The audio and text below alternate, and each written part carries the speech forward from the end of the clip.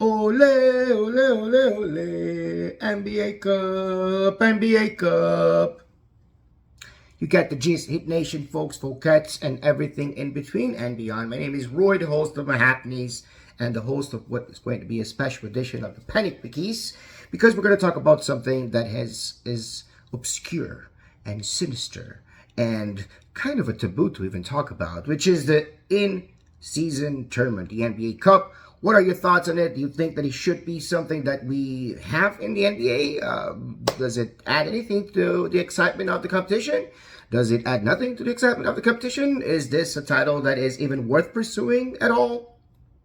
Those are very good questions that I have for you guys, and please do participate, comment, like, subscribe, do whatever it is that people ask, that YouTubers ask people to do. But again, remember that this is the only host in the history of the internet who fully and wholeheartedly admits that he has no idea what he's talking about, but he can read, and I'm trying to bring you basically what the tits and the tats are for when it comes to the NBA Cup, because it's just weird. It's just obscure. I have to be honest, I don't watch ESPN. I don't watch any other sports news channel. I get information a lot through articles that I read through, of course, Twitter and Instagram and Facebook. Every time that there's breaking news, I go and read the articles. I go and I watch snippets of, either Arenas or Smith or whoever it is and whatever it is that they're saying that could be relevant, that I find relevant or that I find interesting. I read occasional articles. I can't read Ira Winterman because I don't subscribe to the Miami Herald. But the truth is, he also blocked me because I said that he should ask the harder questions, and I understand. It doesn't have to deal with a jerk like me. It's very understandable. Not a problem. But when I speak with the people, see, I tell you, I come from the mountaintops and I speak to the people. I come from the windy and the cloudy mountaintops. I come down from the kingdom to talk to the people. And when I talk to the people tell me, I have no idea what's going on. It's, like Mr. Pooh used to say in South Park, up until very recently, I have no idea what's going on. Actually, no, not Mr. Pooh. It was Towley. Sorry, see, I got those names. I have no idea what's going on. Yeah, well, that's the problem. There is no clear advertisement. There is, even if the idea is exciting and the courts are beautiful and colorful, there is not enough marketing and advertisement explaining what this cup is about and how it came to be and why do we play the teams that we play and how do we know who goes to what. And let me tell you this, guys. I'm an English teacher. I'm going to do my best to simplify it to you guys. But I'll be honest with you. Some people have no idea what's going on. Some people have just as much of an idea as I do. Because at the end of the day, when it comes to tiebreakers, which is a big deal when you're only facing the teams in the group once, the tiebreakers are very difficult to just estimate. You have to use a calculator most of the times to get those tiebreakers in line. But the idea is that the format consists of a group stage and a knockout round. The group stage for each conference has 3 groups of 5 teams each. The Miami Heat, for example, already played the Pacers and Detroit, but they also are in the group with the Bucks and the Cavs. And the same thing happens. The other groups for the Western Conference are also done. Everything is sorted based on performance from 2023-24, which means from the previous season. And the group teams are formed as such. Every group has 5 teams, and each team is one pot. Pot 1, the teams with the 3 best prior season records in a conference. Pot 2, the teams with the 4th through 6th best prior season records. Pot 3, the teams with the 7th through 9th best prior season records. Pot 4, the teams with the 10th through 12th best prior season records. And Pot 5, the teams with the 13th through 15th best prior season records. So if it's Group A, you're going to get number 1, number 6, number 1, number 4, number 6, number 10, and number 13 from past season, right? And so forth. And that's why the Heat comes with this very uneven group in which we have Indiana. Yes, okay, they're a good team. Then we have Detroit and the Celtics and the Cavs and the Bucks for some reason, right? It gets interesting because it eventually boils down to 4 teams per conference, right? At the end of the day, those 15 groups, they're going to have to find the team with the best record, right? In Cup, but most of the times there are going to be tiebreakers taking place because just the record in Cup is not necessarily always going to be enough. So the 3 first places of each conference advance, so of each group advance from each conference, plus for each conference 1 wild card, which is going to be the best second place positioned. There are competitions that follow a similar format in soccer. That's why this is not so foreign to me.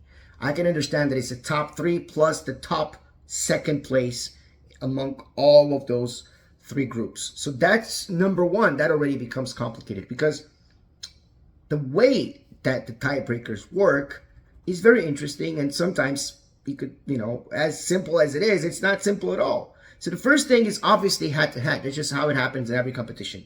Head-to-head in group play is the first thing that we use to determine who is going to be first, second, third, and then fourth. Since all games beside the last count as regular season games, the head-to-head record counts as a tiebreaker. So if the Pistons are tied with Miami, their head-to-head is 1-1, but not because they're 1-1 in the Cup, right? We're going to talk about that. Miami won against the Pacers in the Cup.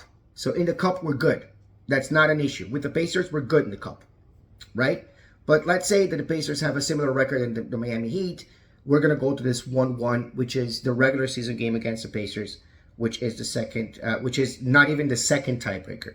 The second tiebreaker is a point differential in group play. So that is why you saw in the first game against the Pacers, which we won, with the Heat up much, that the players still trying to score with seconds to go on the clock. I remember with 3-4 seconds on the clock and somebody jacked up a 3 because making those points is different. So Miami Heat has a 13-point differential against Detroit because they won in the regular season. But head-to-head, Detroit has an advantage. Detroit has 3 points, 2 points, I think, ahead of Miami. What was it with Detroit? 123, 121. They have 2 points ahead of Miami. And we beat the Pacers by 13 points. So obviously we are good against the Pacers. So we do have right now a point differential of 12, right? Sorry, 13 of 11 in general in the competition. If the teams are still tied after the point differential, which means that when we are in a group, in a Cup game, we want to score more points. The third tiebreaker is going to be the total points scored in group play. So in the event that after all of the above, the teams remain tied, let's look at the total points. So Miami scored 247 right now in group play. And depending on how often, on how others do, there could be a tiebreaker with 3 more games to go in the group, right? Versus the Bucks, Celtics, and the Cavaliers. So obviously, if we get to this point, it's kind of ridiculous. We don't. But then something else happens. Not the regular season record, but the record from 2023-24 regular season, which is absurd because the last option is a draw. And we don't have we have head-to-head record in group play, but we don't have head-to-head record in general record, although that also counts. That is also part of the first tiebreaker. So if you're confused, first we're going to see head-to-head, and that head-to-head will also count with the regular season. If the head-to-head we're tied, in this case, for example, we beat the Pacers, but the Pacers beat somebody else, we are 1-1, and this is the end of the group stage, we're tied. So we're going to see what's the point differential. Okay, the Pacers beat, I don't know who, the Bucks by 5 points. We beat the Pacers by 13 points. Our point differential is 11. Their point differential is, I don't know, minus something. Well, we advance and they stay. We go and they are not number 1, which I don't think is going to happen, having the Cavaliers and the Celtics in this group, but that's fine.